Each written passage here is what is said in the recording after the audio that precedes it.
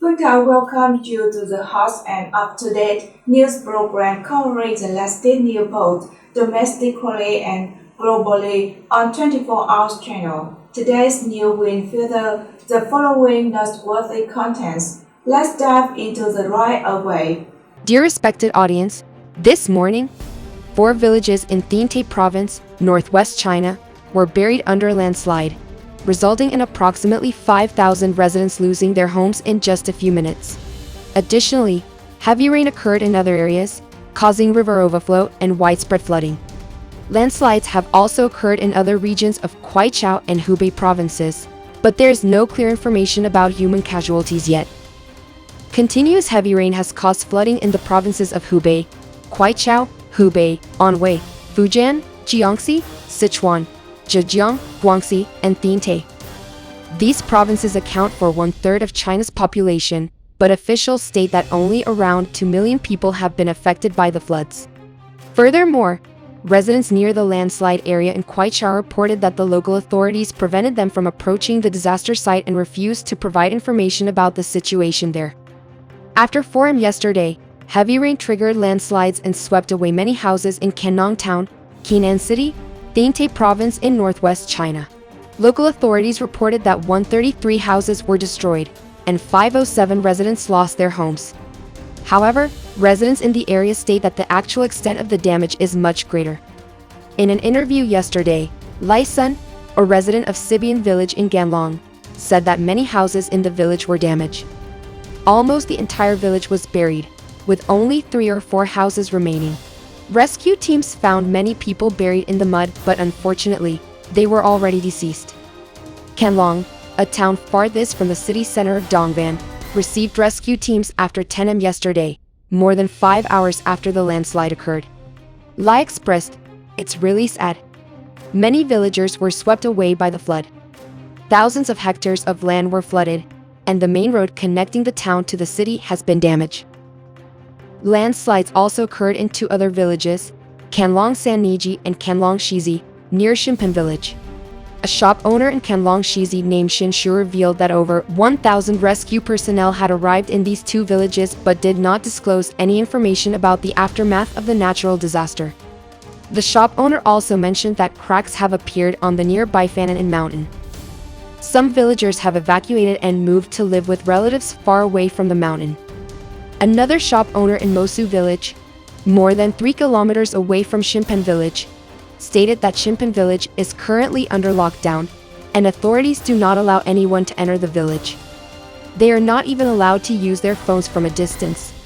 According to Epoch Times, which contacted Canlong Clinic, a healthcare center closest to Shimpan, the receptionist stated that most of their staff had been deployed to the disaster site but refused to provide specific information. She only mentioned that all the injured individuals had been taken to the hospital. In a related development, the water level of the Yangtze River, the longest river in China and the 3rd longest in the world, has been rising rapidly. In recent weeks, it has overflowed and submerged neighboring areas, causing millions of people to abandon their homes. At the same time, pressure is increasing on the Three Gorges Dam, the world's largest hydroelectric project constructed in 2003 on the Yangtze River. The dam operating company announced that they are in a wartime state as the reservoir water level approaches its maximum capacity. Roads and riverfront areas in Wuhan City have been submerged by the floodwaters. In some villages in South Wuhan, local authorities have deployed rescue teams in boats to evacuate residents from flooded villages. Due to prolonged heavy rainfall, the floods threaten to affect 480 million residents and major cities, including Shanghai, Wuhan, and Zhejiang, located in the 1.8 million square kilometer Yangtze River basin. This region also contributes significantly to China's annual economic output. As of now, the floods have not dealt a severe blow to the economy. In fact, Li Yao, a researcher at the East Asia Institute of the National University of Singapore, estimated in a preliminary study that the floods have only reduced China's GDP by 0.17%, much less than previous natural disasters. It seems that China has not faced significant economic difficulties in coping with the overall economic damage caused by the floods, said Li. The fact that the floods have not had a major impact on China's economy is not accidental. In recent years, Beijing has developed new flood-prone areas and constructed new dams to cope with such threats. The water flow trajectory reflects the priorities of the government and the newly built infrastructure, protecting cities and industrial centers while agricultural land and rural villages suffer damage. Spring and summer rains in China pose an annual risk of flooding, causing direct average damages of $10 billion per year. The research firm China Waters estimates that China suffers more flood damages each year than any other country.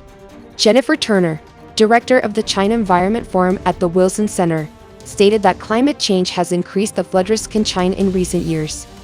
The 1998 disaster caused a 1.9% decrease in China's GDP, while the 2016 floods resulted in a 0.3% GDP decrease. In comparison, this year's floods are expected to inflict lower economic damage, although Lee warned that it may still be too early to estimate the final economic impacts.